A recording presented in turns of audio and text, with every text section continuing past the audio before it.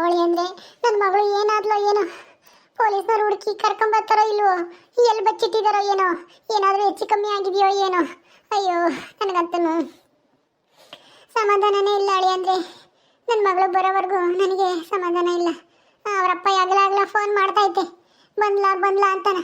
ನಾನು ಇಲ್ಲ ನೀನೇನು ಬರಬೇಡ ಅಂತಂದೆ, ಹಂಗು ನಾನು ಅಲ್ಲಿಗೆ ಬರಲ್ಲ ಅಂತ ಅಂದರು. ಅದಕ್ಕೆ ಬೇಡ ಬಿಡ್ರಿ, ನಾನೆಲ್ಲನ ಬಂದರೆ ಕರ್ಕೊಂಬರ್ತೀನಿ, ಬಂದಾಗ ಮಾತಾಡ್ಸುವಂತೆ ಅಂತಂದೆ. ಅದಕ್ಕೆ ಅವರಪ್ಪ ಸುಮ್ಮನೆ ತೋಳಿ ಅಂದರೆ, ಇಲ್ದಿದ್ರೆ ಅವರಪ್ಪ ಇಲ್ಲಿಗೆ ಬರೋದು.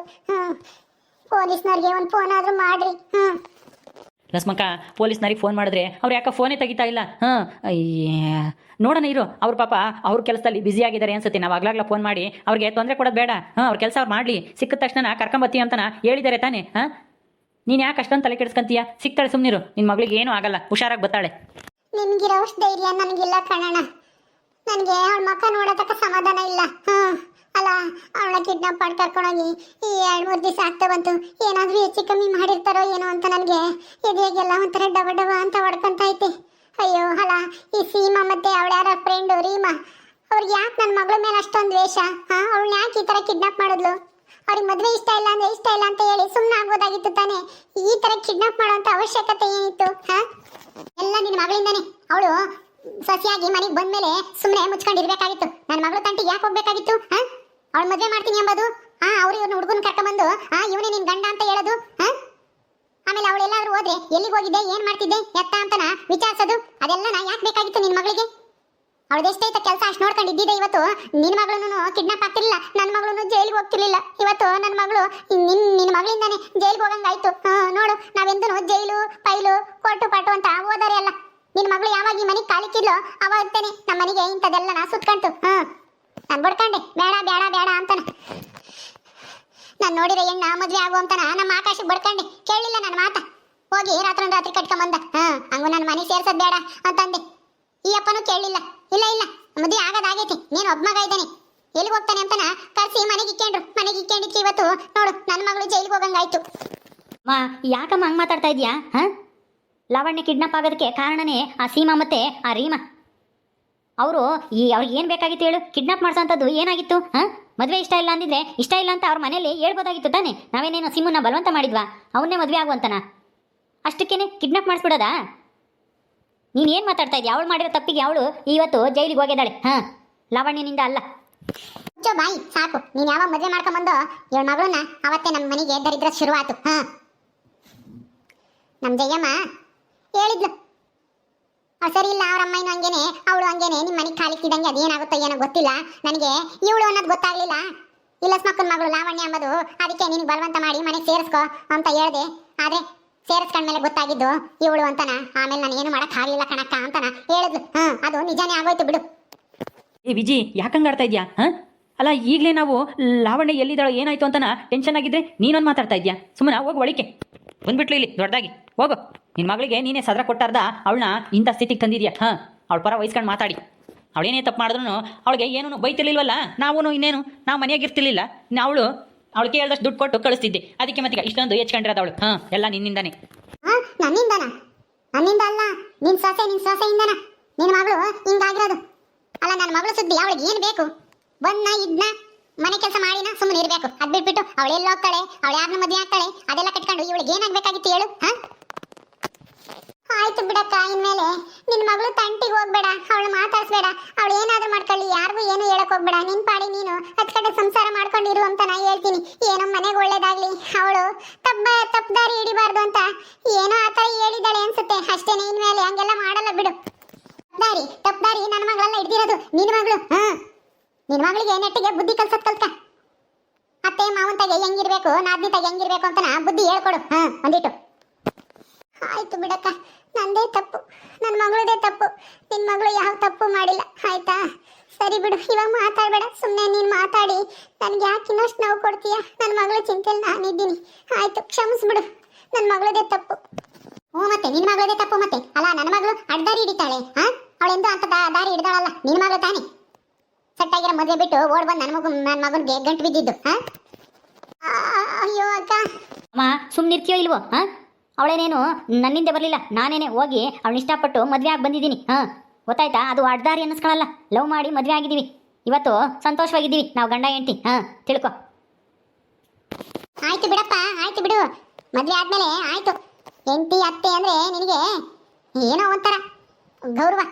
ಅಮ್ಮಯ್ಯ ಅಂದ್ರೆ ಒಂದು ಈಟು ಬೆಲೆ ಇಲ್ಲ ತಂಗಿಗೂ ಅಮ್ಮಯ್ಯಗೂ. ಏಯ್ ವಿಜಿ, ಯಾಕೆ ಹೆಂಗೆ ಮಾತಾಡ್ತಾ ಇದೆಯಾ? ಅಲ್ಲ, ಯಾವ ಟೈಮ್ನಾಗ ಏನು ಮಾತಾಡಬೇಕು ಅಂತ ಗೊತ್ತಾಗಲ್ವಾ ನಿನಗೆ? ಹಾಂ, ಹೋಗು, ಹೋಗಿ ಟೀನಾ ಕಾಫಿನ ಮಾಡ್ಕೊಂಬರೋಗಿ ಹೋಗಿ. ಯಾವ ಟೈಮು? ಇಂಥ ಟೈಮ್ ಬರೋಕ್ಕೆ ಕಾರಣ ಯಾರು? ಹೇಳ್ರಿ, ಇವಳು ಮಗಳು ಆ ಲಾವಣ್ಯ ಅಂಬಾಳು. ಮನೆಗೆ ಬಂದ್ಮೇಲೆ ಸುಮ್ಮನೆ ಇದ್ದಿದ್ರೆ ಯಾವುದೂ ಆಗ್ತಿರ್ಲಿಲ್ಲ. ನನ್ನ ಮಗಳಿಗೆ ಒಳ್ಳೆ ದಾರಿ ತೋರ್ಸಕ್ ಹೋಗಿಲ್ಲಂತೆ. ಮೊದಲು ಅವಳು ಒಳ್ಳೆ ದಾರಿ ನಡೆದಿದ್ರೆ ಅವಳು ತೋರಿಸಿದ್ರೆ ಅವಾಗ ಮೆಚ್ಕೋಬೋದಾಗಿತ್ತು. ಅವಳೇ ನೆಟ್ಟಿಗಿಲ್ಲ. ಸುಮ್ಮನೆ ಹೋದ್ರೆ ಸರಿ. ಇವಾಗ ಏನೂ ಇಲ್ಲ ನೋಡು. ಆಯ್ತು ಬಿಡಿ, ನಾನೇನು ಹೇಳಿದ್ರು ನಿಮಗೆ ಎಲ್ಲ ತಪ್ಪಾಗಿ ಕಾಣುತ್ತೆ. ಹೋಗ್ತೀನಿ. ನನಗೆ ಆಲೇನೆ ಇವನು ಮದುವೆ ಆಗಿವನಿ ಅಂದಾಗ್ಲೇನೆ ಗೊತ್ತಿತ್ತು. ಇವಳು ಕಾಲಿತ್ತಿದಂಗೆ ನಮ್ಮ ಮನೆಗೆ ದರಿದ್ರ ಸುತ್ತಮತ್ತೆ ಅಂತಾನೆ. ಹಂಗೆ ಆಯ್ತು ನೋಡು. ನನ್ನ ಅನುಮಾನ ನಿಜ ಆಗೋಯ್ತು. ಲಸ್ಮಕ್ಕ, ಅವಳ ಮಾತಿಗೆ ನೀನೇನು ತಲೆ ಕೆಡಿಸ್ಕೊಂಬಕ್ಕೆ ಹೋಗ್ಬೇಡ, ಬೇಜಾರು ಮಾಡ್ಕೋಬೇಡ, ಸಮಾಧಾನ ಮಾಡ್ಕೊ. ಏನೂ ಆಗಲ್ಲ ನಿನ್ನ ಮಗಳಿಗೆ. ಅವಳು ಹಂಗೆ ಒಂದಿಟ್ಟು ಅಲ್ಲಿ ಬಿಡೋಣ, ಏನು ಮಾಡೋದು ಹೇಳು. ಅಯ್ಯೋ, ನನ್ನ ಮಗಳು ಯಾವಾಗ ಬರ್ತಾಳೋ ಏನೋ. ಫೋನ್ ಮಾಡು ಆಕಾಶ್. ಅಯ್ಯೋ ಅತ್ತೆ, ಈ ಫೋನ್ ತೆಗಿಯಲ್ಲ ಅತ್ತೆ ಅವರು. ಡ್ಯೂಟಿಲಿದ್ದಾಗ ಫೋನ್ ತೆಗಿಯಲ್ಲ. ಅವರೇ ಬರ್ತಾರಂತೆ. ಇರ್ರಿ, ಬೆಳಗ್ಗೆ ಮಾಡಿದ್ನಲ್ಲ, ನೀವು ಫೋನ್ ಮಾಡೋಕೆ ಹೋಗಬೇಡಿ, ಆಗ್ಲಾಗಲ್ಲ ಡಿಸ್ಟರ್ಬ್ ಮಾಡಬೇಡಿ, ನಾವೆಲ್ಲ ಸಿಕ್ಕಿದ ತಕ್ಷಣ ಕರ್ಕೊಂಬತ್ತೀವಿ ಮನೆಗೇನೆ ಸೀದಾ ಅಂತ ಹೇಳಿದ್ದಾರೆ. ಯಾವಾಗ ಬರ್ತಾಳೋ ಏನೋ, ನನಗಂತೂ ಸಮಾಧಾನ ಇಲ್ಲಪ್ಪ. ನೀವೆಷ್ಟೇ ಸಮಾಧಾನ ಮಾಡೋದು ನನ್ನ ಮಗಳು ನೋಡೋ ತನಕ ನನಗೆ ಸಮಾಧಾನ ಆಗಲ್ಲ. ಆಕಾಶ್ ಅವರೇ, ಆಕಾಶ್ ಅವರೇ. ಏ ಆಕಾಶ, ಯಾರು ಕರಿತಾ ಇದ್ದಾರೆ ನೋಡು. ಲಾವಣ್ಯ, ಲಾವಣ್ಯ, ಲಾವಣ್ಯ ಚೆನ್ನಾಗಿದೆಯಾ ಲಾವಣ್ಯ?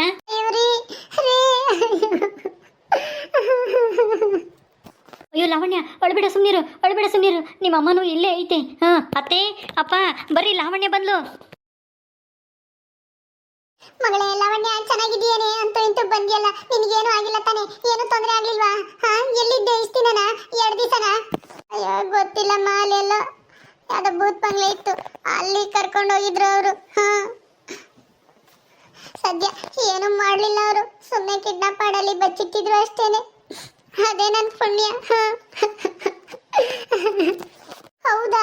ಅಯ್ಯೋ ಸದ್ಯ, ನಾನು ಅವ್ರು ಬೇರೆ ಗಂಡು ಮಕ್ಕಳು ಏನಾದರೂ ಹೆಚ್ಚು ಕಮ್ಮಿ ಮಾಡಿರ್ತಾರೋ ಏನೋ ಅಂತ ಅಂದ್ಕೊಂಡು ಹೆದರ್ಕೊಂಡ್ಬಿಟ್ಟಿದ್ದೆ ಕಣಮ್ಮ. ಊಟ ಗೀಟ ಎಲ್ಲ ಕೊಡ್ತಿದ್ರೋ ಇಲ್ವೋ? ಊಟ ಎಲ್ಲ ಕೊಡ್ತಿದ್ರಮ್ಮ, ಆದರೆ ನನಗೆ ತುಂಬ ಭಯ ಆಗ್ತಿತ್ತು. ಊಟನೂ ಸೇರ್ತಾ ಇಲ್ಲ, ಏನೂ ಇಲ್ಲ.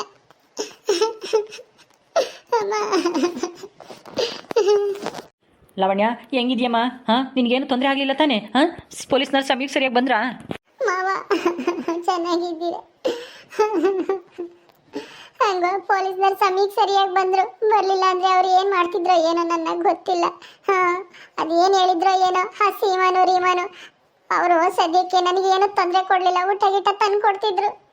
ಆದರೂ ನನಗೆ ತುಂಬ ಭಯ ಆಗ್ತಿತ್ತು. 2 ದಿವಸ ನಾನು ನಿದ್ದೆನೇ ಮಾಡಿಲ್ಲ. ಅಯ್ಯೋ ಲಾವಣ್ಯ, ಎಷ್ಟು ಕಷ್ಟಪಟ್ಟಿದ್ಯಮ್ಮ. ಅಯ್ಯೋ ದೇವ್ರೇ, ನನ್ನ ಮಗಳಿಗೆ ಯಾಕಪ್ಪ ಇಂಥ ಕಷ್ಟ? ಮಕ್ಕ ಬಂದಿದ್ದಾಯ್ತಲ್ಲ, ಇನ್ನೂ ಯಾಕೆ ಹೇಳ್ತಾ ಇದೆಯಾ? ಏನು ತೊಂದರೆ ಆಗಿಲ್ಲ ಅಂತನ ಅವಳು ಹೇಳ್ತಾ ಇದ್ದಾಳೆ ತಾನೆ. ಸಮಾಧಾನ ಮಾಡ್ಕೊ. ಆಗಿದ್ದೆಲ್ಲ ಆಗೋಯ್ತು. ಅಂಥದ್ದೆಲ್ಲ ಇಂಥ ಘಟನೆ ಎಲ್ಲನ ಮರೆತು ಮುಂದೆ ಏನು ಮಾಡಬೇಕು ಅಂತ ಯೋಚನೆ ಮಾಡಬೇಕು. ಮೇಡಮ್ ಅವರೇ, ತುಂಬ ಸಹಾಯ ಮಾಡಿದ್ರಿ. ನಮ್ಮ ಸೊಸೆನ ಹುಡುಕೊಂಬಂದು ಕೊಟ್ಟು ನಿಮಗೆ ಎಷ್ಟು ಕೋಟಿ ನಮಸ್ಕಾರ ಮಾಡೋದು ಸಾಲಲ್ಲ. ಸರಿ ಆಯ್ತು, ನಾವು ಆ ಕಿಡ್ನಾಪರ್ಸ್ನ ಮತ್ತೆ ಅರೆಸ್ಟ್ ಮಾಡಿಬಿಟ್ಟು ಜೈಲಿಗೆ ಎಳ್ಕೊಂಡು ಹೋಗಿದ್ದೀವಿ. ಆ ಸೀಮಾ ಮತ್ತೆ ರೀಮಾನು ಅಷ್ಟೇ ಜೈಲಲ್ಲಿ ಇಟ್ಟಿದ್ದೀವಿ. ನೀವೇನಾದರೂ ಬಂದು ಏನಾದರೂ ಕೇಳೋದಿದ್ರೆ ಸ್ಟೇಷನ್ಗೆ ಬಂದು ಕೇಳ್ಬೋದು. ಸರಿ, ನಾ ಹಿಂಗೆ ಬರ್ತೀನಿ. ಸರಿ ಮೇಡಮ್ ಅವರೇ, ನಿಮ್ಮಿಂದ ತುಂಬ ಉಪಕಾರ ಆಯಿತು. ಸರ್ಗೂ ಹೇಳ್ಬಿಡಿ. ನೀವಿಲ್ಲ ಅಂದಿದ್ರೆ ನನ್ನ ಮಗಳ ಗತಿ ಏನಾಗ್ತಿತ್ತೋ ಏನೋ. ನೀವು ದೇವರು ಬಂದಂಗೆ ಬಂದು ನಮ್ಮ ಮಗಳನ್ನ ಕಾಪಾಡ್ಕೊಂಡು ಕರ್ಕೊಂಬಂದ್ರಿ. ನಿಮಗೆ ಪುಣ್ಯ ಬರಲಿ. ಸರಿ ಆಯ್ತಮ್ಮ, ಇನ್ಮೇಲಾದ್ರೂ ಹುಷಾರಾಗಿರಿ. ನಾ ಇನ್ನು ಬರ್ತೀನಿ. ಓಕೆ ಮೇಡಮ್ ಅವರೇ, ತುಂಬ ಥ್ಯಾಂಕ್ಸ್. ಓಕೆ ಬಿಡಿ, ಇದು ನಮ್ಮ ಡ್ಯೂಟಿ. ಲಾವಣ್ಯ, ಲಾವಣ್ಯ, ನಡಿ ನಡಿ, ಊಟ ಮಾಡುವಂತೆ. ಕೈ ಕಾಲು ಮುಖ ತೊಳ್ಕೊಂಡು ಊಟ ಮಾಡಿ ಸ್ವಲ್ಪ ಹೊತ್ತು ಸುಧಾರಿಸ್ಕೊಂಬಂತೆ, ರೆಸ್ಟ್ ತಗೊಂಡು ಆಮೇಲೆ ಮಾತಾಡೋಣ. ಈಗ ಏನು ಮಾತಾಡೋದು ಬೇಡ ಅತ್ತೆ. ಪಾಪ ಅವಳು ಮೊದಲೇ ಸುಸ್ತಾಗಿದ್ದಾಳೆ. ಒಳಗೆ ಕರ್ಕೊಂಡು ನಡೀರಿ. ನಡಿಯಮ್ಮ ಲಾವಣ್ಯ, ನಡಿ. ನಿಮ್ಮ ಅಪ್ಪಯ್ಯ ಫೋನ್ ಮಾಡಿತ್ತು, ಮಾಡಿ ಹೇಳ್ಬೇಕು ಬಂದ್ಲು ಲಾವಣ್ಯ ಅಂತನ. ಎಲ್ಲಿದ್ರೆ ಗಾಬರಿ ಆಗ್ತೈತೆ ನಿಮ್ಮ ಅಪ್ಪಯ್ಯ. ನಡಿ, ಒಳಗೆ ಹೋಗೋಣ. ಲಾವಣ್ಯ, ಅಳಬೇಡ, ಸುಮ್ಮನಿರು. ನೀನು ಹತ್ರ ನಿಮ್ಮ ಅಮ್ಮನ ಅಳ್ತಾರೆ ನೋಡು. ಅವಾಗಿಂದ ಇಲ್ಲಿಗೆ ಬಂದಾಗಿಂದ ನೆನ್ನೆಯಿಂದ ಸುಮ್ಮನೆ ಅಳ್ತಲೇ ಇದ್ದಾರೆ ನಿಮ್ಮ ಅಮ್ಮ ಅಂತನೂ. ಸಮಾಧಾನ ಮಾಡ್ಕೊ, ಏನು ಆಗಲ್ಲ. ಇನ್ನೇನು ಹುಷಾರಾಗಿ ಬಂದಿಯಲ್ಲ. ಇನ್ಮೇಲೆ ಏನು ತೊಂದರೆ ಆಗಲ್ಲ. ನಾನಿದ್ದೀನಿ, ನಿನ್ನ ಚೆನ್ನಾಗಿ ನೋಡ್ಕೊತೀನಿ, ಯಾವುದೇ ತೊಂದರೆ ಆಗ್ದಂಗೆ. ಧೈರ್ಯವಾಗಿರು. ಸರಿ ಆಯ್ತು, ಬರೀ ಒಳಗೆ ಹೋಗೋಣ. ಓಕೆ ಸ್ನೇಹಿತರೆ, ಈ ವಿಡಿಯೋನ ಇಲ್ಲಿ ಮುಗಿಸ್ತಾ ಇದೀವಿ. ಈ ಕಥೆ ಇನ್ನು ಮುಂದುವರಿಯುತ್ತೆ. ನಿಮ್ಮೆಲ್ಲರಿಗೂ ವಿಡಿಯೋ ಇಷ್ಟ ಆದರೆ ಲೈಕ್ ಮಾಡಿ, ಶೇರ್ ಮಾಡಿರಿ. ಹಾಗೆ ಇನ್ನು ಯಾರು ನಮ್ಮ ಚಾನಲ್ ಸಬ್ಸ್ಕ್ರೈಬ್ ಮಾಡ್ಕೊಂಡಿಲ್ವೋ ದಯವಿಟ್ಟು ಸಬ್ಸ್ಕ್ರೈಬ್ ಮಾಡ್ಕೊಳ್ರಿ. ಮುಂದಿನ ವಿಡಿಯೋದಲ್ಲಿ ಸಿಗ್ತೀವಿ. ನಮಸ್ಕಾರ.